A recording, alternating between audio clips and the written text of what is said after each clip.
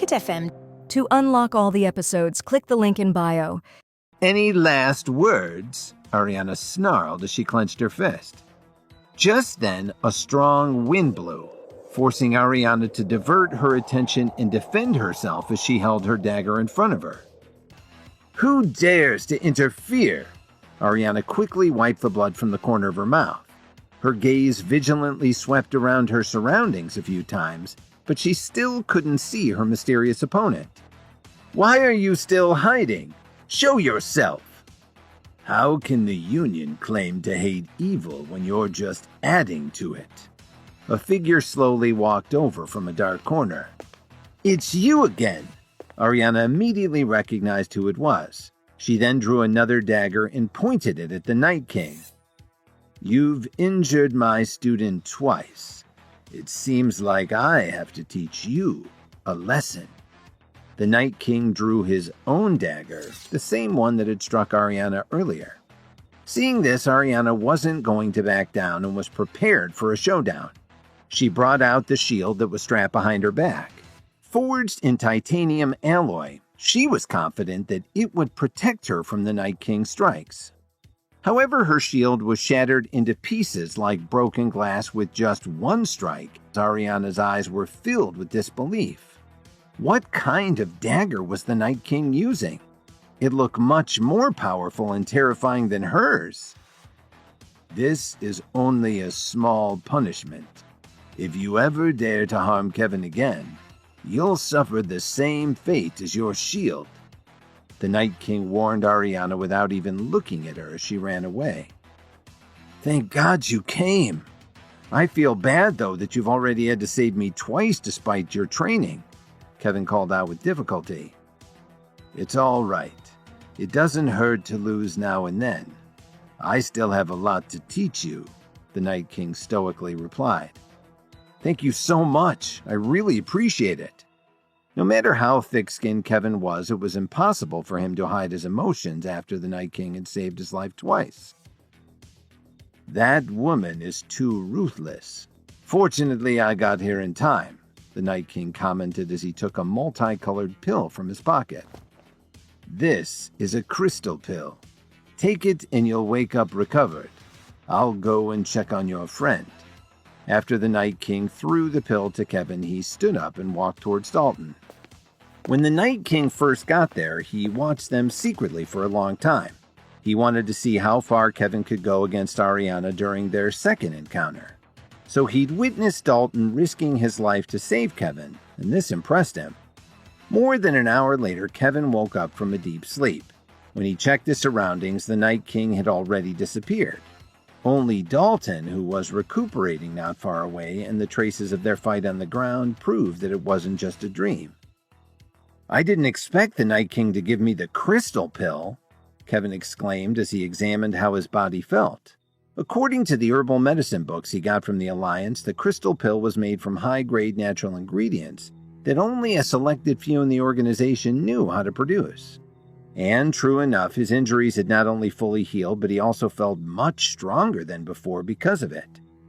While he was thinking about this, Dalton suddenly woke up.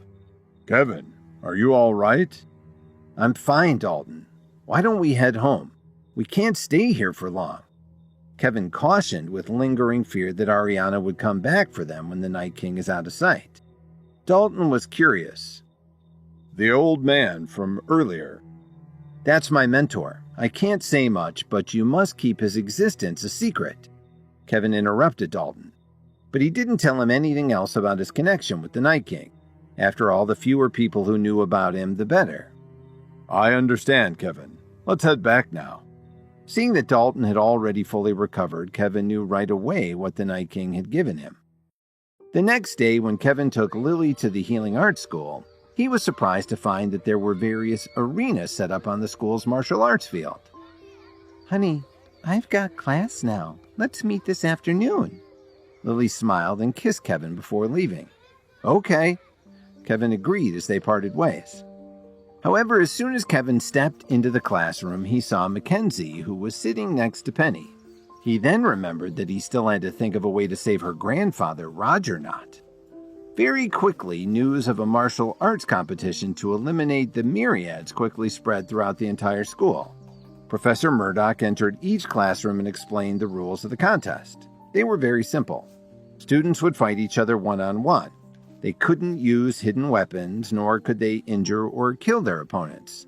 The winners of each round would move forward to face one another in the same manner. Thus, the entire student body marched onto the field in an orderly manner, and high-ranking leaders from the top 10 organizations were already sitting on a platform. I wonder if they'll also participate in today's competition, Kevin asked nervously. His chances of winning would be almost zero against these martial arts experts. Don't worry, they're just here to observe, and their main purpose is to select potential leaders from the current student body, Professor Murdoch explained. However, you'll still have to prove yourself against representatives from the other organizations. Professor Murdoch, are you sure I can handle them? This is a lot of pressure. Kevin was nervous. Professor Murdoch shook her head and gave Kevin a stern look. You better make this school proud.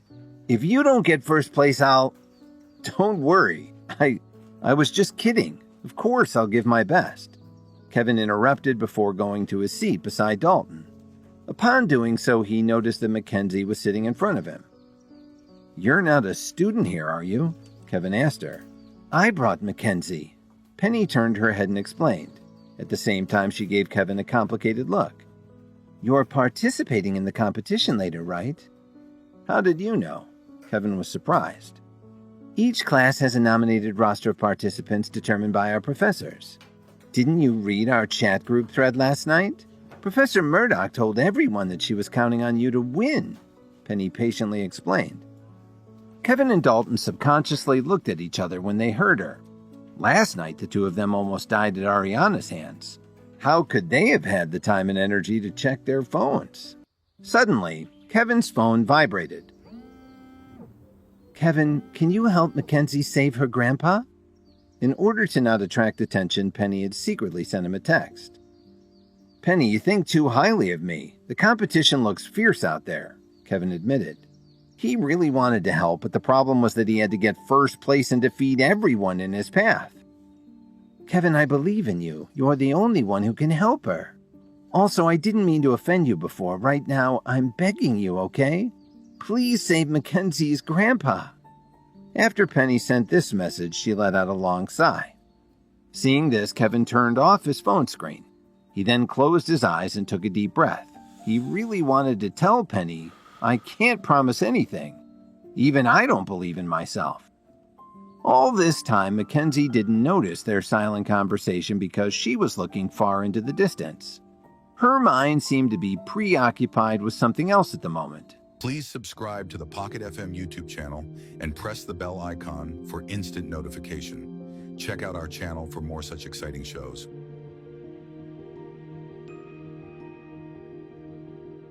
Mackenzie seemed to be bothered by some thoughts as well. Featuring students from different classes and other organizations, Kevin was faced with fierce competition and was unsure if he could win in order to save Roger Knott. When his granddaughter, Mackenzie, returned from Penny's place a few days ago, she discovered that her entire mansion was a mess, and the guards were severely injured. Her grandfather had gone missing, and when she asked those who were lucky enough to survive, she found out that high-ranking members from the top 10 organizations had worked together to capture him.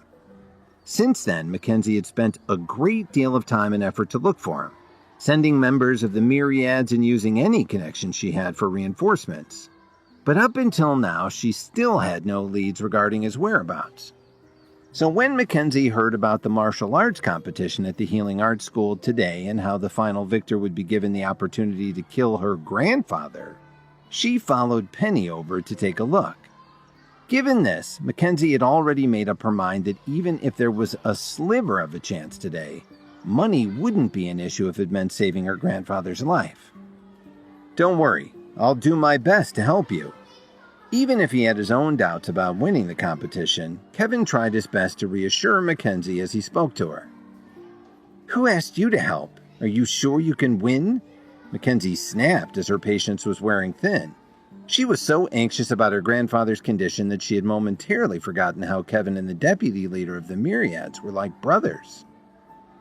"Sorry about that, Kevin. Mackenzie is just very worried, so please excuse her manners." Penny tried to smooth things over with Kevin and told Mackenzie to apologize. Kevin just smiled at them to indicate that he didn't take it to heart. The large martial arts arena could accommodate almost 100,000 people, and now all the seats were currently filled. As his gaze swept across the entire venue, he saw some familiar faces, such as Kelly Emmett, who was a member of the union, sitting next to Renee Silver and Ariana Titus. Kevin noticed that Ariana looked a little tired and disheveled. It seemed that she hadn't recovered from her injuries after encountering the Night King the previous night. Apart from them, there was also Frank Carter, the martial arts instructor who had since transferred to the Central Alternative Healing Academy, Nadia Alexander, the local president of the Herbalist Society's Southern Branch, and Harley Shepard, the vice president of their own school for the healing arts. "I can't believe there are so many familiar faces who are part of the top 10 organizations," Kevin thought to himself. Suddenly, a deep voice announced, "Everyone, please be quiet." The person who spoke was a man who was standing on the highest platform. It was none other than Wayne Ford, who looked to be in his early 30s. However, the fact that he was able to sit there clearly indicated his high position. It seemed that he wasn't only the enforcer at the Southwest School of Healing. On top of that, he was also the dean of the Healing Arts School. So when Wayne spoke, the noise from the crowd was instantly drowned out by his authoritative voice. This proved how powerful he was. "Today is an important day for the Healing Arts School. The Myriads and the Alliance are two evil underground organizations that have been causing great harm to the world. They must both be eradicated for the greater good. Thanks to a concerted effort from the top 10 organizations, we have managed to capture Roger Knott from the Myriads.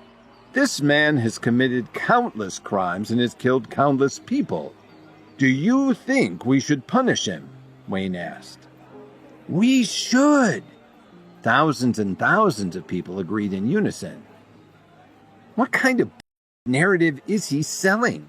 And the fact that they're all agreeing with him, they must be out of their minds. Mackenzie clenched her fist tightly. Penny immediately reached out to comfort Mackenzie, trying to calm her down for the time being. "I believe that everyone already knows about today's competition, so I won't keep you all waiting for long. With that, I hope the contestants can give their all and fight for a chance to get rid of evil." Wayne returned to his chair, satisfied with his convincing speech. The host of the competition didn't have Wayne's commanding voice, so he held a microphone in his hand and announced, "Now the competition shall officially begin. Here are the matchups for the first round." When they heard that Kevin was fighting against a student from the Central Alternative Healing Academy, Clarissa Pratt, everyone burst into laughter. Clarissa was the top student from her school. Her martial arts skills were way more advanced compared to Kevin, and she always had a superior knife fighting technique. "Kevin, you should just surrender now. It's not too late to withdraw from the competition." Lionel was the first to stand up and make fun of him. "I really don't know what Professor Murdoch was thinking. She actually let you participate in the competition. Isn't this deliberately making our class lose face in front of everyone?" Mike expressed his resentment. He was secretly bitter for not being chosen to compete and couldn't accept that Kevin was the one selected over him. "Kevin, I know you're good at martial arts. Even Carter can't beat you. However, you should know your own limitations. Do you think you'll actually stand a chance against Clarissa?" Luther sneered. "What the hell is wrong with the three of you? If you're looking for someone to fight, I wouldn't mind kicking your ass right now." Dalton couldn't sit still any longer. These insults towards Kevin were getting way out of line. "Dalton, calm down. They're just jealous. Don't waste your time with those three idiots." Kevin managed to get Dalton to calm himself, then turned his attention to Mike and the others. "If any of you insult me one more time, I'll beat you up in the same way that I beat Carter." Everyone in their class instantly shut their mouths when they heard him. Many of them had witnessed what Kevin had done to Carter, so they didn't even dare to show any signs of mockery on their faces. Although Clarissa was quite the formidable opponent, Kevin wasn't someone that should be taken lightly either. While he was constantly dismissed by his peers for being a useless son-in-law of the Jones family, Kevin had proved everyone wrong so many times already. And even if all the people in their class gathered to fight him together, they still wouldn't be able to defeat him. Therefore, it was hard to say who would win or lose in the competition between the two of them. Kevin, I know you can do it. Besides, I placed a bet on you for $1 million, so if you win, I can make a lot of money. Dalton made an encouraging gesture. What? Wasn't the list of matchups just announced? Kevin asked in confusion. Yes, but half an hour ago, the host of the competition privately released the list of participants to some of the wealthiest individuals in attendance today to bet on. However, to keep some suspense, they didn't reveal the matchups until just now, so the betting lines have been blowing up ever since. I'm not really into betting, but I already placed my bet on you before I even knew who you were going up against. That's how much faith I have in you. Dalton proudly raised his chin. Kevin frowned and looked at him. So what are my odds? Dalton took out his phone and browsed through the thread. Let me check. Right now, it's plus 2,700 for you and minus 300 for Clarissa. What the hell? Is there some kind of mistake? Why is the gap so large between us? Kevin knew that Clarissa would be the favorite, but he still felt insulted by the huge disparity in their odds. Before Dalton could explain, Professor Murdoch, who was standing in the front of her class, had already spoken. Kevin, why are you still sitting there? Your matchup is coming soon. Hurry up so you still have time to get ready. I know, Professor Murdoch. Where should I go? Kevin answered casually as he stood up. Your match with Clarissa is right over there at the purple arena. Professor Murdoch pointed her finger to prevent Kevin from going to the wrong place. As Kevin walked over and made his way through the crowd, he couldn't help but think to himself, since Dalton bet $1 million on me, he'll make an extra $27 million if I win. So I must let him earn that profit for believing in me. Besides, I don't want anyone to look down on me ever again. So I should really stick it to them. Please subscribe to the Pocket FM YouTube channel and press the bell icon for instant notification. Check out our channel for more such exciting shows.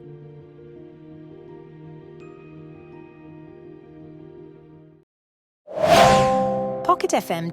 To unlock all the episodes, click the link in bio.